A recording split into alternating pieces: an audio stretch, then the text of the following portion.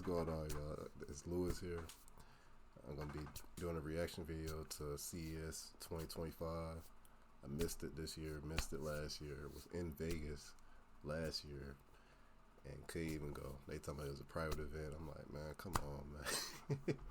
I'm here, I'm ready to spend whatever to get in, and I just couldn't get in. It was private. All the motels were expensive and everything, but if you're new to my channel, I mostly be playing BeamNG and like other story mode games, Grand Theft Auto, Outlast, all that stuff. But mostly BeamNG. That's like one of my favorite games. I'm gonna keep playing it. It's my most played game on my computer. But just a little bit about me. I just get into it. Tractable keyboard that looks like a super hacker in a movie. What? Alright, I'm gonna do full screen for y'all. Mechanically, your product is maybe one of the most. Hold on, let's get the quality up. Right. 480p. Come on, man. Like, 1080p. Most interesting things we've seen here at the entire convention. Can you tell me about it? Yeah, sure, and thanks. So it's a keyboard and mouse with automatic transmission. Okay. That means no more hand transfer between the main keyboard and the mouse or the trackpad. It also has a built-in Linux computer, so aside from connecting it to your PC or Mac, you can use it as an additional computing device. Oh, that's so hard, you can bro. connect the monitor on the left side and your Type-C peripherals on the right side. Here's a demonstration. I just slightly move my hands, rotate it a little bit, and then it changes on itself automatically. So you only need that's cool, bro. That's real cool for real. Like, I don't know how much it's gonna cost. I feel like it's gonna cost around like I say 2,000. Maybe 1,000. 2,000 is kind of high. I say like 1,000, maybe like 13. do a very slight rotation. Very slight, not dramatic. Make sure this is away, yes, and wait for it. When you say it's away, what do you mean away? Like Away up? from the moving parts. Oh, okay. Yeah. Okay. Pay attention to your thinking. Okay. Okay. That's pretty cool. Just relax. You're very relaxed, which is good. That's Okay. what it wants. Okay. Bro, that's hard, bro. That's very hard. Trackpad. Imagine trying to play a computer game with that, though. That'd be crazy. Can you tell me about the tech that's baked into this thing that makes it work? Sure. So there is a camera that's connected to a Raspberry Pi, which is running AI, and it's inferencing the posture of the hand to recognize when you want to switch from one section to another. So you're basically communicating with the AI. And did you say this was for sale now, or this is just a prototype? This is a prototype, and we hope to start selling by June of this year. Okay. So next month, pretty much. Human-like robots made by robotics. This is Melody, and like many of our robots. Now, when I went to Vegas, I did see a robot. I didn't get close to it. It kind of creeped me out. But when I went to the dome, I'm pretty sure you guys are familiar with the dome with all the lights on it. They had one in the lobby, and there was so many people around there I couldn't really get to it. But I'm pretty sure if I worked my way through, I could have got up front and personal with it. But people were just asking me questions and stuff like that. So I took a few pictures, but I ain't really get close to it. It kind of creeped me out. But you know, I would be interested in getting one if I had all the money to get one. I already know they're gonna be like 4,000 or 5,000, probably even not 4,000 or 5,000, probably like 20,000 for one of these. It just slipped my mind. Somebody who said, oh, Elon Musk, he got some coming out. I seen his, like they already asking him questions and stuff like that. They're gonna be help you around the house and stuff. So that'd be pretty cool to have one of those around the house. Or driving me somewhere. That'd be like going getting groceries or whatever, man. Like, it'll be crazy. Her primary function is social interaction. Okay. Casual conversation, maybe making you laugh here and there. She could be used in a wide variety of situations. That's Anything that creepy, would bro. require or would benefit from a human to human interaction, that's where I see these robots. We should get Melody to introduce herself. I already know somebody out there about be already thinking about having sex with this thing. Bro, they're gonna try to have sex with this thing, bro. Like, hello there. I'm Melody, your charming companion from Robotics, ready to entertain you at CES 2025. I think it's very important that, number one, that's real cool. The aesthetic needs to be, for lack of a better word, attractive. We as human beings are attracted to certain people more than others. Physical appearance is part of that. And so what I try to do is find an attractive appearance and then augment it with an attractive personality to go along with it. And it's just kind of like creating a person. Look at it. It's very strange. And so the premise of everything we're doing is that a human-like robot will be able to interact with humans on a whole different level than any other robot or any kind of AI-generated image that might be on a screen. I don't want it to look 100% human. I want people to think it's a human for a second, but then become comfortable with the fact that it isn't. So it's a very... Imagine getting beat up by this.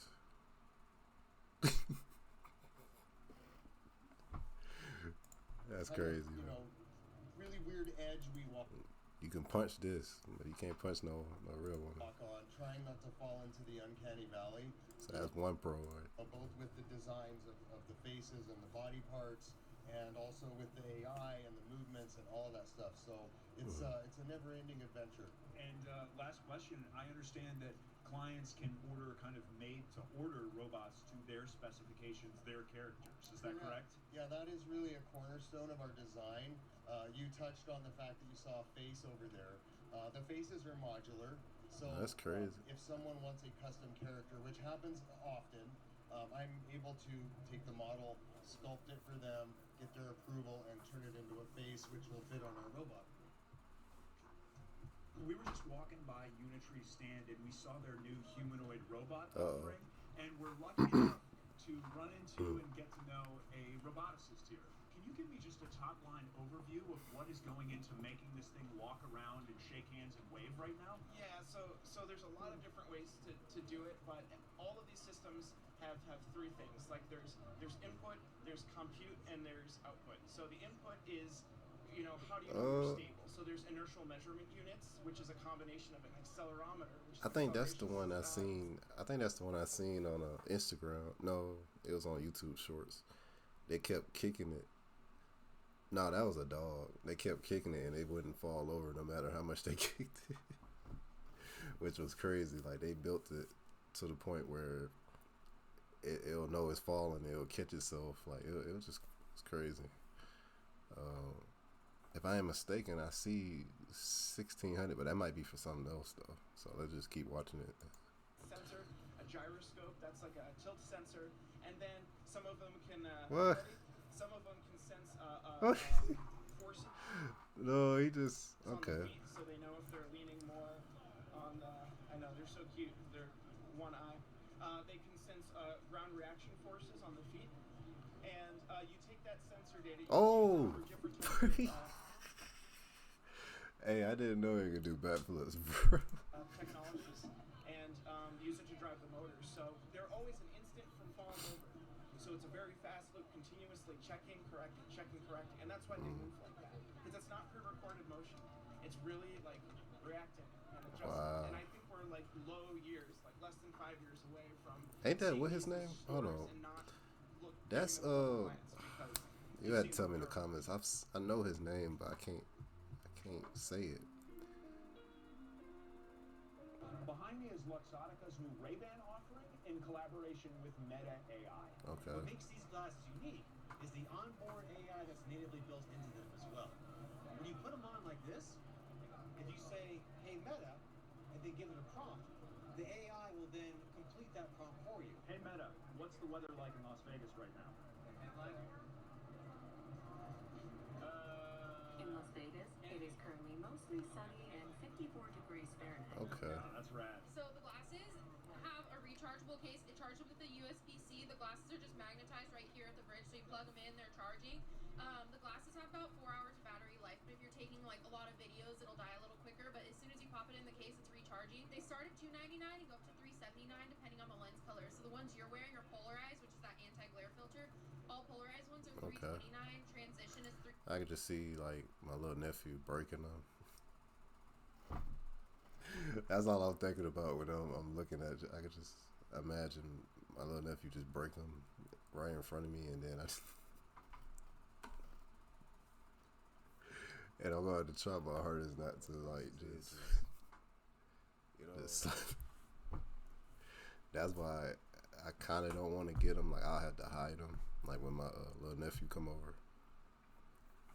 But these ain't really new to me. Like I see people on Instagram, they be filming themselves going up to girls, talking to girls and stuff like that, or doing other stuff. So these kind of not new to me. I was looking at the other Ray-Bans without the camera, and I was thinking about getting some of those, but I might get those. But they also have some glasses where it could connect into your phone, and then you could play, like it'll have a screen, and then you can play whatever it's hooked up into. I think they call it air something. I'll probably put it in the description. I'll search it up, but you just plug it into your phone or your Steam Deck or whatever, and then you can play whatever's on that screen is gonna show up on there, and so you can just sit back like that and just play. So that's pretty cool. $379, and then just standard sunglasses, non-polarized. $379. My little nephew breaking. I'm sorry, man. We gonna be fighting here, man. Are $299. Gonna be fighting. Man. I gotta get the ads off here, man. Not how you would have done it. So I'm in the micro-mobility area of CES checking out Autos, a company that manufactures motorized carry-on luggage. That's what I need right there. Okay. Yeah, I need that. What? Easy, easy. So pull that up, turn off, and then you pull up, battery back, and then phone charge right here. Wow. Pretty cool. Close that up. So this thing retails for around $500. $500. And will do about 10 kilometers on a single charge.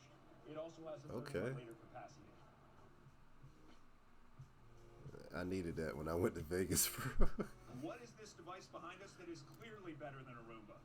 Here we're looking at Roborock Saros Z17, which is the new and the first ever mass-produced mechanical arm built in with a robotic vacuum, and is able to pick up sandals, your socks, and also crumble tissues on your floor, which means it will clean away the stuff on your path while it's cleaning, and making the cleaning more Just efficient making people and lazy. more 1 year at a space on time. your floor when you're using your robotic vacuums. Can you talk to me about weight limit on this thing? Can it pick up a pair of pants? Can it pick up a coat? Can it pick up an unruly child and put that child in the crib? What's the weight limit here? That's actually a really good question. Right now, we're able to pick up anything. If you're using manual control, it can basically pick up stuff that is under 300 grams. Any information on potential price point? Not sure about that yet. Hopefully, it will be a reasonable price for everyone. Last question. How Come does out. this thing do in the BattleBots arena? $500-$600. BattleBox meaning? Apparently not a culturally universal reference, unfortunately. And I see it doesn't incinerate socks, so it's probably not for the BattleBots arena. This is the world's first bendable monitor from LG.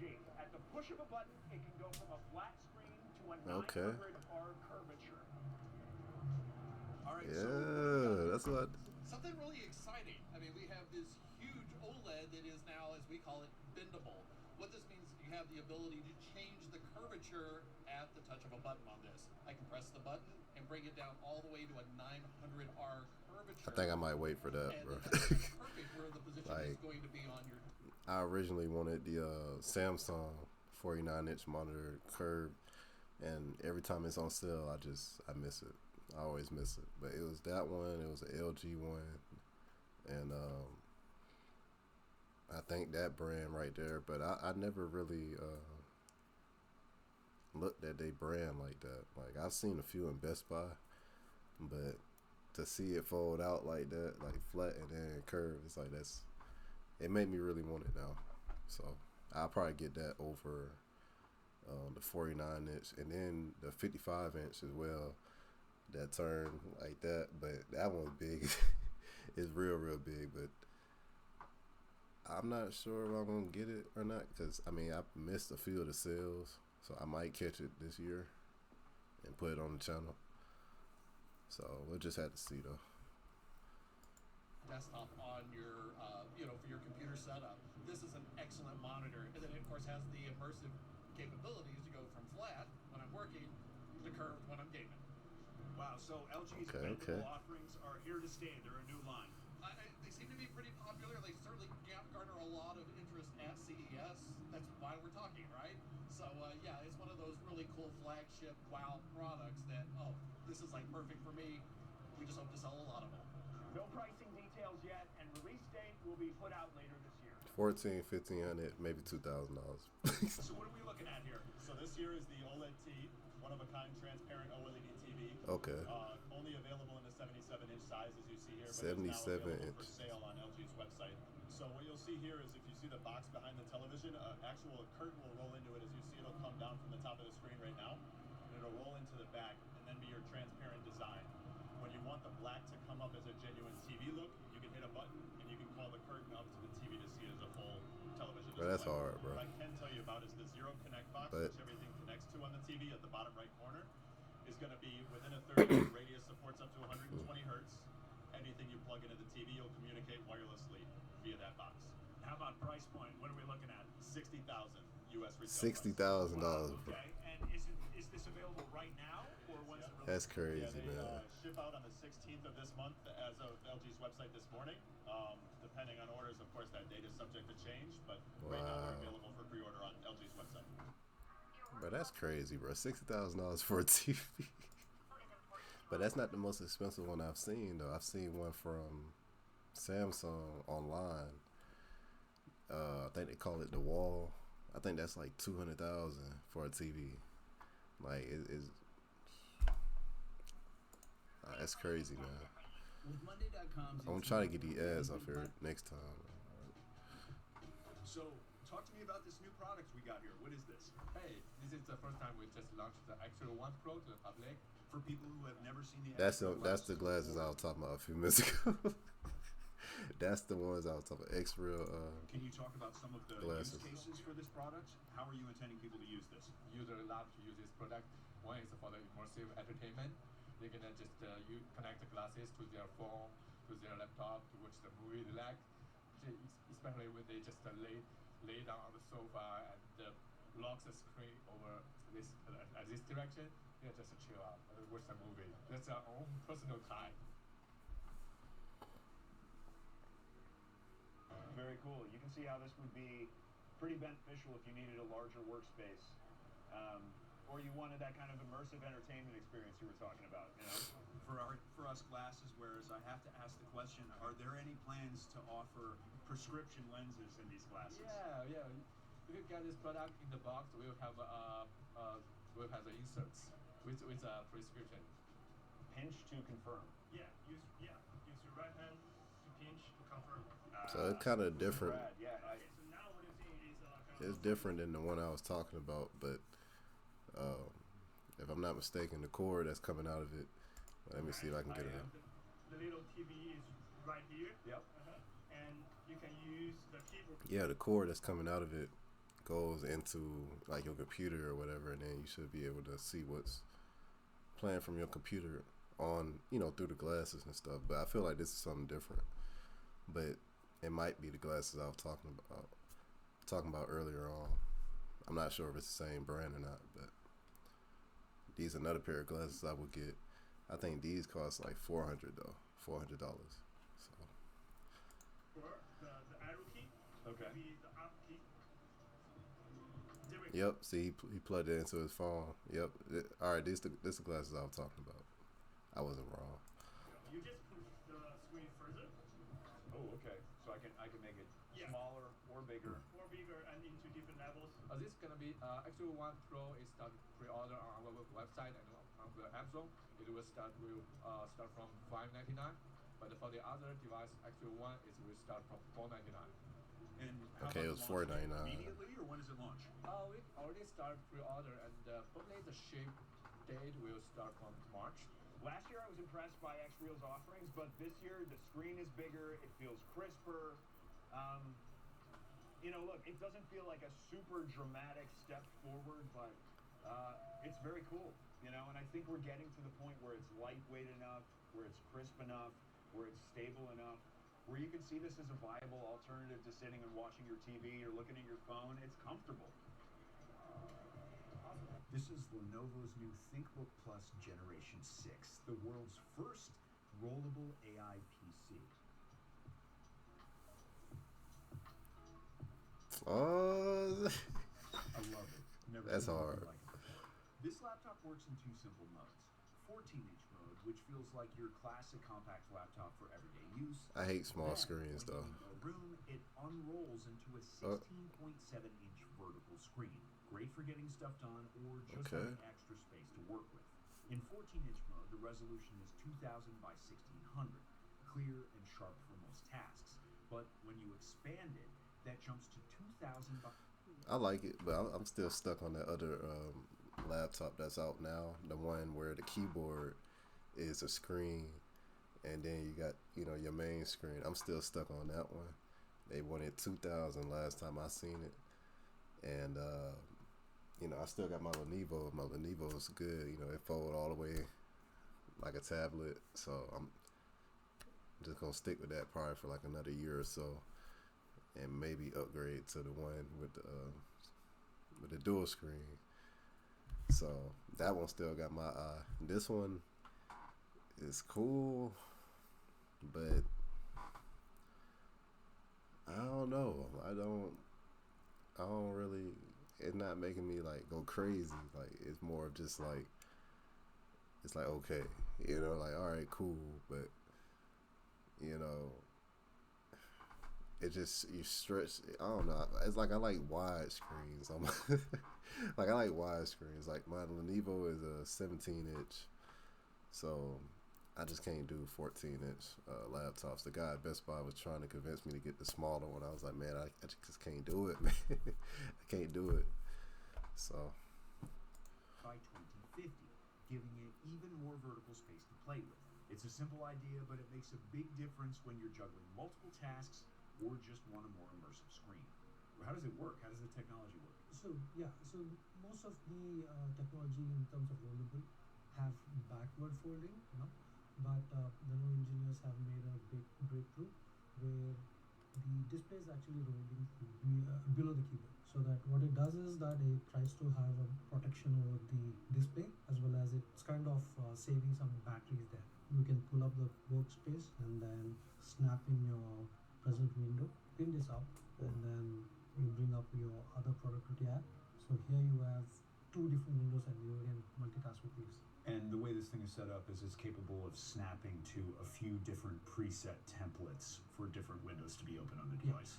Whether you're coding, working on a project, or just scrolling through vertical content, this rollable screen feels like it's made to adapt to whatever you're doing. It's a pretty bold move from Lenovo. They've always been about pushing boundaries, but a laptop with a rollable screen, that's a whole new level. It's compact, clever, and honestly, just really cool to see in action. Behind me is a new device so that passengers don't have to take their shoes off anymore when passing through airport security. It's a new invention that's part of the Department of Homeland Security Science and Technology Directorate. Let's go check this thing out. So this is a prototype millimeter wave-based shoe scanner. It's a technology very similar to the body scanners that are at the airport today, with the goal of helping passengers be able to leave their shoes on as they move through TSA security. So when I click go to take scan, you will see those rotate underneath your feet. It takes about a second. And once it's done, we are able to we've already completed the scan, and then we're able to go, and so we have this is about the bottom of your feet, and then we're looking through layer by layer. It is not an x-ray system. We're not, we don't use x-rays for screening the traveling public. Which is why I'm not wearing a lead blanket right now. Absolutely. It's essentially radar.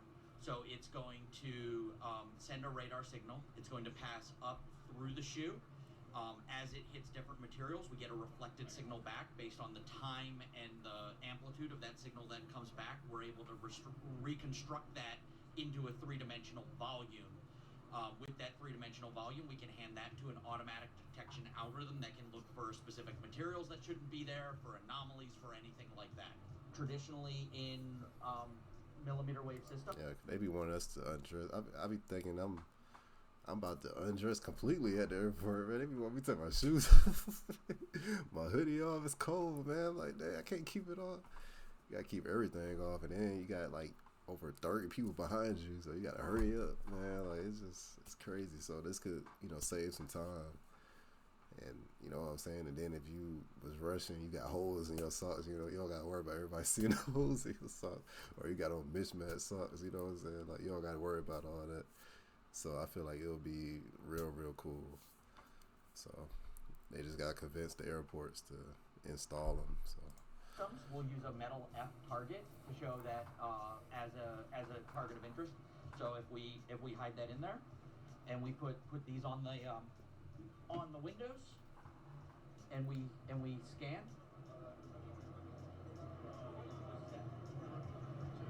Now as we go up through the shoe, right, everything looks fine, and then now you can see the metal F lit up right in through there. And that would not go well.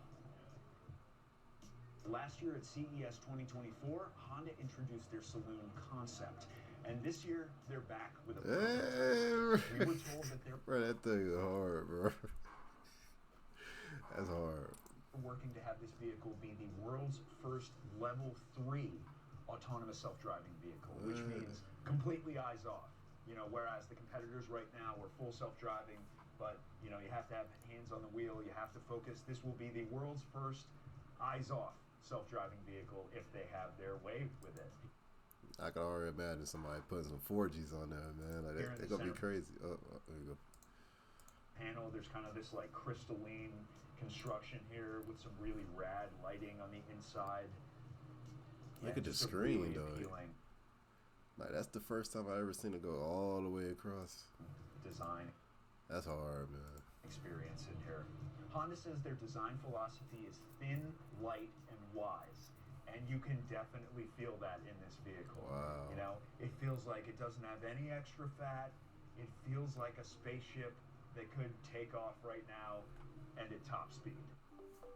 You shouldn't have to pay expensive out-of-pocket I gotta get costs the for though. therapy. I gotta. Through Rula, you can find I'll get rid of the ads next time. That's hard.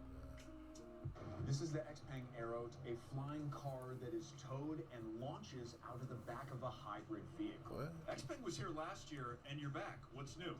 Yeah, so last year we have, a concept that thing doesn't actually fly. But this year, this aircraft behind us, we already finished a manned public test flight back in November. So this is not just a concept, it is a real aircraft.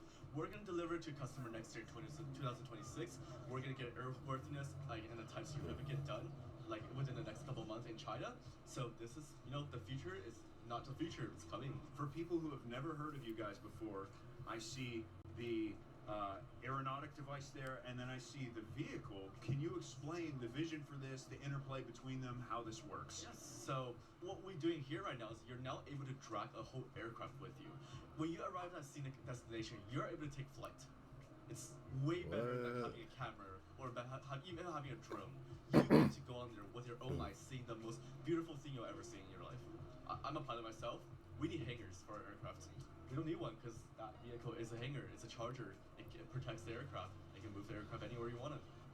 All right, so that's hard, man. The Xpeng Aero. I can already imagine it, bro. Like I'm in there. I look on my map, man. Downtown is crazy. It's traffic everywhere, and I live in Atlanta, by the way. So I can just imagine it just a whole bunch of traffic. I'm like, man, you know what? Go on top of one of these parking garages. Hopefully it pushed it out. I gotta finish watching the video. But if push the helicopter out, I get in the helicopter, I fly off, and then the car just meet me back at the house. That's how I'm hoping it goes. If it, right, I always know how to act, man. Right now. Wow. So you got the control stick there, right in the middle. You have the, little control panel here with the buttons. You have the screen. I assume this is what you were talking about earlier. If you just wanted to touch a location and go there, you could just kind of have the flight automated, which is... And it's automatic? Man,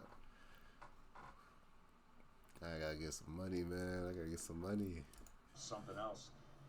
As an amateur drone operator who regularly flies them into telephone wires and walls, this could be a very good technology to keep me alive.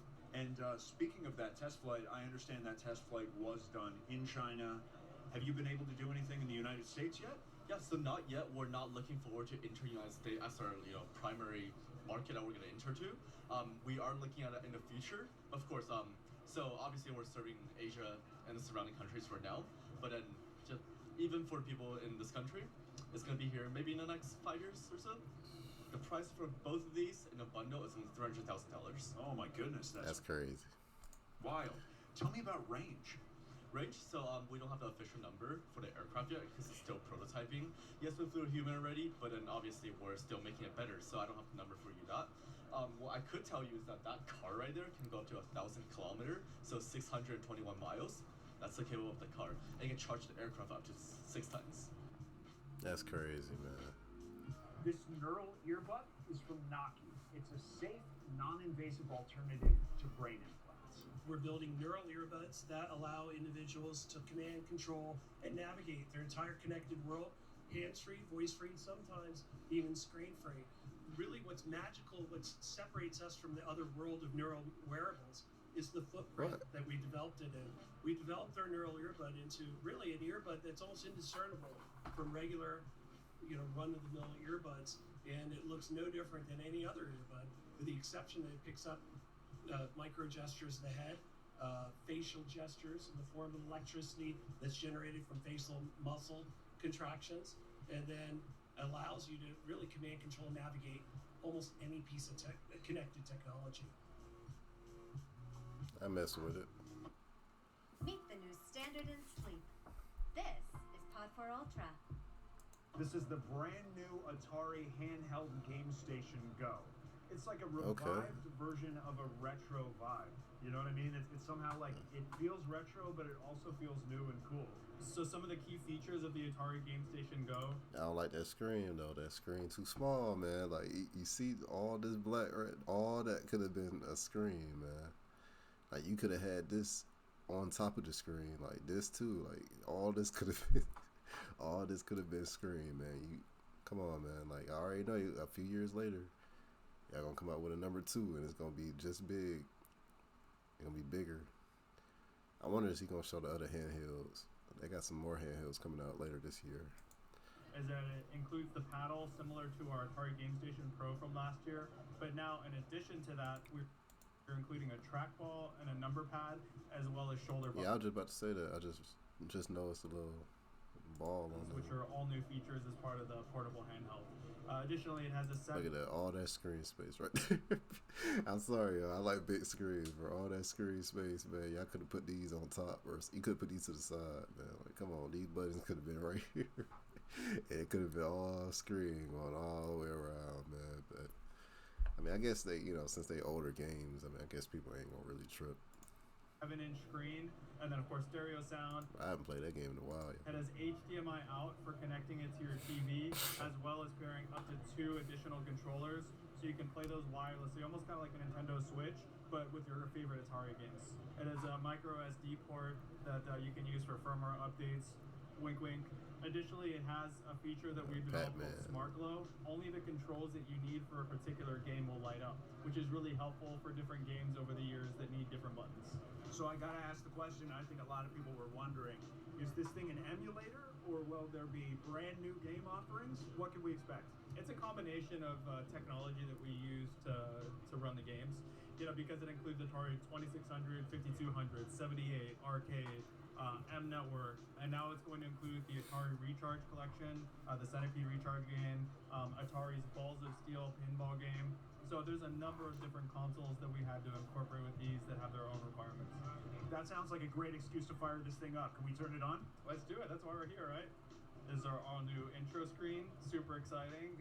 It's definitely not 8-bit, I'll tell you that. I mean, there are some 8-bit games, but it does a lot of things. You can see the general UI, which is all new. So this is the Atari library, and then it's divided by console. So these are the stat picks. So really the games that we thought people would have a great experience playing on the device. And then as well, it's divided by consoles. How about price point? Do we have a price point for this thing yet? Yeah, so the price point for this is going to be $149.99. What? That's our MSRP. And how about release date? That's the other big... Y'all comment down below if y'all think I should get it. The only game I really played from that time was Pac-Man, and it was another game. I don't think I played. Did I play Pong? The one right here, I can't remember the name of it. We had that on the computer. I played that, but I can't remember the other one. I don't think I ever played Sonic, the first one. Street Fighter, I think I played it a little bit. Used to get beat up all the time. I mean, I won a few of them, but you know, I wasn't that good. Question. Yeah, so the date that we're saying is Q3.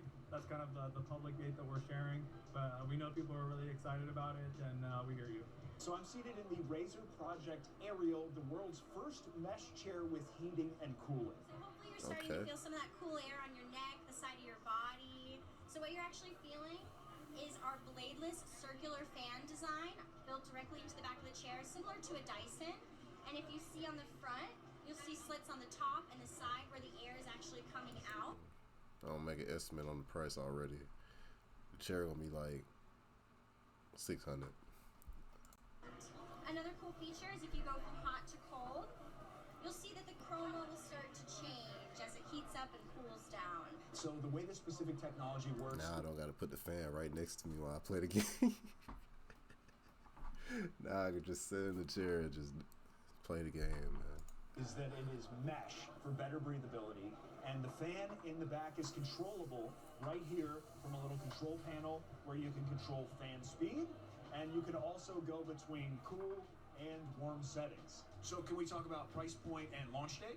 So this is just in the concept phase right now. So unfortunately we're not discussing price or timing, but last year at CES we actually showed off Freya, which was our haptic cushion for interactive gaming, and that came to market 9 months later. So you never know, but right now it's still in the concept phase. Got it. So stay tuned for more information. The device behind me changes the way you can experience VR. Welcome to the Rotoverse. So this is the Roto VR Explorer. This is a product that's been 10 years, a long journey to get here. We launched just a month ago as part of the Made for Meta program, so it's a Meta endorsed product. And the concept is that in VR, people may wish to stand, but some people may wish to sit, to watch a movie, to browse and shop online, to chat with friends, to play games, to work. And so we've built what we believe is the ultimate ecosystem for a seated VR user. And wherever you look, the chair automatically turns. And then we have haptic feedback that goes through the chair, all running wirelessly to give you the best experience. Can you tell me about the different versions that people can purchase and when they'll be released? The Roto VR Explorer, you can buy it now in GameStop in the US or on Amazon or our website, rotovr.com. It's $799 with free shipping. It's completely modular. You can upgrade the seat for an extra $299, which gives you extra comfort, and you've got the arm support, which supports future accessories that are coming out later this year. We have a desktop application. If you want to work in VR, you want to be able to have your keyboard with you at all times wherever you go on your journey. And so we have a desktop that turns with you, and in the future we'll have holographic communication with a camera as well, so that's super exciting. We've got the joysticks, or HOTAS as we call it. So this will turn into a motion simulator for like over 100 games in August. So Microsoft Flight Sim, that kind of stuff. It will, the chair will match the in-game cockpit religiously. And then we've got racing, where you'll be able to race in 360 degrees with a force feedback wheel, with the haptics going through your body in the top titles that are out there. Yeah, I have faith in where VR is going, thanks to the huge investments and pockets of innovation from all over the world solving various problems. But ultimately, what's the user going to be doing? VR is not just about what you see, it's about what you feel and what you're physically doing, and we're supporting the user in whatever journey that they wish to go on. I haven't played my VR headset in a minute. I ain't even gonna lie to y'all, man. The best game I played on there was Boneworks. What's the other game I played in? I played Dirt Rally. Never recorded it.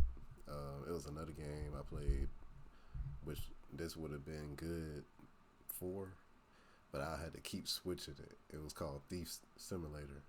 like when I'll be in the car, I'll be still standing up, and it just took away the whole experience. So I feel like this would be good to just sit down, because I eventually wanted to get in the car anyway. So, but I don't mind standing up playing these games, but to have all the force feedback and then be racing and you turn and then you really turn it, that'd be hard. And it's like more, it's not, it don't have to take up a whole room, because I know they got some setups like that, some game chairs where when you go up the hill, the whole chair go up with you, but that take like a whole room. You know what I'm saying? This is like just one area, like I could put it right here where I'm at, and we'd be good to go. You know, I just have to make sure I have a wireless keyboard and all that other stuff. But it seems pretty cool, and it's already out, so it could be something that I might look into later on. So, but that's pretty cool though. So you're looking at the world's first true pocket projector, something that can really fit inside your pocket, does not project at a lame 360, but actually 720p with a maximum size of 80 inches and minimum of 20 inches. Super cool little tri-fold device that folds out like this. You don't need any lame boxes to connect this to. You can actually connect it directly to your phone to project videos, your videos, live camera feeds. It has a magnetic base. The cool thing about this is the Kickstarter launches in 2 days. So you're right on the front lines of this one. This thing is hot, just about to come out right now. Go on Kickstarter. Check it out. I think there's that one. Let me get past this ad. So I think that one was cool too, but it just like for a small like little I'm trying to make sure I'm in the camera. It's like for just a small little screen though, like why they couldn't just do it to where like they could just do the whole wall, you know? Like just the whole like wall. But I mean they got some that sit real close and then you could just blow up the wall. Like when I went in Micro Center, I seen them. I think they wanted like $2,000. No, was it $2,000? I think about like $2,000 for that one. Like it sit right up close. Like you can, if your TV high enough, it could sit underneath, and then you can blow up the whole wall. So pretty neat. But So this device here is the future of indoor gardening. Tell me about your company. What do you do? So this is a Plantiform Smart Indoor Garden, and essentially it's an espresso for your garden. So you grow your favorite veggies, herbs, tomatoes year-round, literally at the push of a button. Why is this better? Can't grow weed and let me stop playing. Than me just getting a few flower pots and putting it on my windowsill in my kitchen. You're gonna kill those pots just like me. So this is essentially bulletproof. The only thing you'll ever have to do is add water once every 3 weeks, and it's on autopilot. Tell me about the idea for the design. This thing is really rad looking. It looks like an alien egg or something. It's because we use a NASA technology called fogponics. And this technology uses 50% less water than hydroponics and grows plants around 20 to 30% faster. Essentially, you got an internal root chamber, so a little tower where you plug in the pots or the capsules. Then surrounding it, you got these windows. It's like tinted magnetic windows that actually allow the device to block the light from intruding your room, but at the same time control the temperature. So different plants require different settings, and so the temperature, humidity, LED wavelengths, nutrients, water, it's all adjusted depending on the cultivars that you're going to grow. Do you guys sell the seeds as well, and are there special seeds that you plant it with? Well, we sell a lot of like a variety of seeds. These are organic, non-GMO selected seeds that we've pre-tested for like a very, very long time to make sure that the settings are nailed down. So we can guarantee you that with our seeds, it'll always be reliable, consistent, and perfect. But you can grow with your own seeds. How about cannabis for us Nevada and California residents? You can. You can grow cannabis. We don't sell Bro, I guessed it. I guessed it right, bro. Like, I'll tell you, y'all, bro, I'm not just crazy, man. Like, this is stuff that comes to mind. I can't believe I was right on that. But you can. But don't do that in illegal places. Man, you can't tell me what to do. And by the way, y'all, I don't smoke, I don't drink or anything like that. But if I lived out there, like, I would get the seeds and grow it. You know what I'm saying? But yeah, but I don't smoke or nothing like that. But that's the first thing that came to mind when, you know, he said it's like a plant, grow stuff and all that. I was like, what about weed? You know what I'm saying? So it's crazy that he asked that. Right. Tell me about price point and release date. So we've been selling in Canada for the last year and a half. We just launched in the US this week, and we're selling this for $4.99, which includes also your pod pack, your nutrients, and delivery all in one. We're at Halliday's booth right now. They've been getting tons of buzz by marketing themselves as the world's first proactive AI glasses with invisible display. So you guys have been getting a lot of buzz. What's going on here? What's the product? Yeah, right. So we're shipping smart glasses called Halliday, which is a world's first proactive AI carry glasses in the world. And we ship two actually special features here. One is our invisible display ability. And from our software side, we provide the user with the proactive AI. And what I mean by that is like you don't have to ask the question first to the AI in order to trigger the question, but the AI will be constantly helping you in the process of the conversation between the user and other people.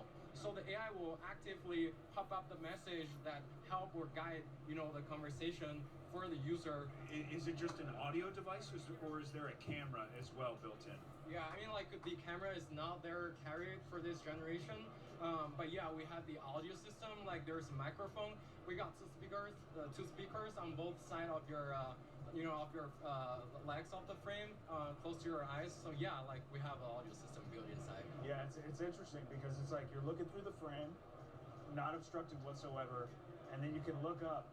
And it seems like it's in the frame. Is it built into the frame? Like there's a little viewer? Right. There's like a little box that you That's look hard, up, and it's giving you this panel with all kinds of information. It looks like it could potentially be these might be the hardest ones. I ain't gonna lie to you, like, because of how text message. It almost looked like a cyberpunk feel.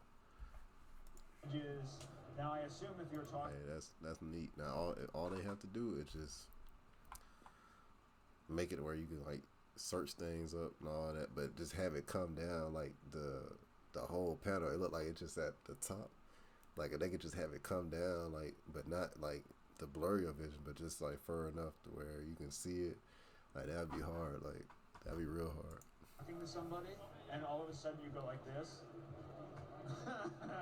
Yeah, see, it's just at the top. It's just at the top of the lens. Is like it ain't just coming down like on some Matrix stuff. If it was like that'd be hard. But I guess they don't want it to block your view. Maybe they could just have it to where like when you stop, it'll come down and you could just search stuff up. You use your eyes, click on, like I don't know. Like I said, I feel like that would be better than just one little dot up there. So now I gotta do like that. You know what I'm saying? Mess with the conversation a little bit, but like you were saying, if you were to just like glance up here real quick and be like, so you gotta look up like that. Here, but it's neat though. It's neat. I would get them. So, but all right, y'all. I appreciate you guys for watching my video. I know that the video is kind of long. I'm gonna try to cut it down as much as I can. I might just cut out the parts where I might just cut out the tech that I didn't like the most. Keep the tech that I like the most in there. If you want me to review something else, just leave a comment below. I'm gonna be recording another video soon, real soon. And